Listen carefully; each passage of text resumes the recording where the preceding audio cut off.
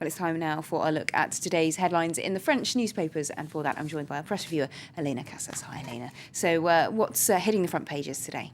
Well, it's the war of the manifestos that's shaping up today. Nicolas Sarkozy, finally, just 2.5 weeks before the election, announces his detailed policy programme this afternoon. That follows François Hollande, who yesterday announced his agenda for the whole of the first year he would be president, down to when Parliament would sit and what days he'd want to pass different bills on and things like that. Now, to prepare the ground for Sarkozy's big announcement later today, Le Figaro has come out all but guns blazing against Hollande's plans, saying he's decided to charge an extra 50 billion euros worth of taxes.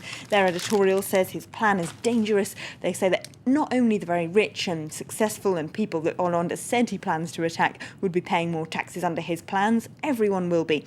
They reckon that what France needs more than anything is spending cuts. In the Socialist Party programme, there are virtually none. There's lots of spending rises, things like 150,000 extra jobs for young people, 60,000 extra jobs for teachers. Now, though, Figaro reckons there's no way that can possibly be financed. Now, Libération explains on their website, though, that this is kind of part of a war of numbers that's going on between both parties. Both accuse the other of having not properly calculated their spending plans. So the UMP has accused François Hollande of having as much as 40 billion euros of unfinanced spending plans in his plan.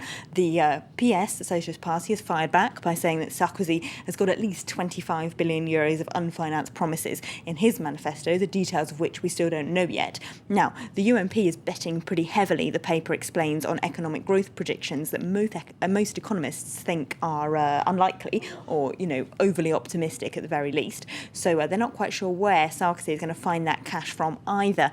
In Les Echos, the business paper, they've got François Hollande on the front page. They're having a look at his policy as well. But they essentially say that France's economic situation is not really being addressed properly by either of the candidates. They're both multiplying promises, but they're kind of failing to realise France has no money and they don't quite know where they're going to get the cash from. Okay, well, we're going to stick with President Sarkozy because he's also being accused by one paper of politicising the fear of radical Islam here in France. Yes, extraordinary front page from Libération. They've got him standing at a pulpit, giving a speech, standing on the back of a Muslim cleric. The headline is "The Dangerous Liaisons Between Sarkozy and Islam." Now, of course, this is because a couple of dozen people have been arrested over the last week for alleged involvement in plotting a terrorist plot. This weekend, there's a Congress of the Islamic Associations of France, and the government has banned 4 foreign preachers from coming there, saying that they might preach hate speech. Now, the paper says we should point out that those preachers have visited France fairly recently without causing any controversy, and it seems this is clearly an electoral move to win over Marine Le Pen's voters so that she can't go around TV and radio interviews saying, "I've been telling you all along, the threat of Islamism in France has been underestimated." So they reckon this is just electoral manoeuvring. They accuse him of stage managing those arrests and of calling TV newsrooms to get their cameras on the site before he called his interior minister. Okay, and finally, sticking with the presidential election, La Croix, the Catholic paper, they've got a challenge for all the presidential candidates.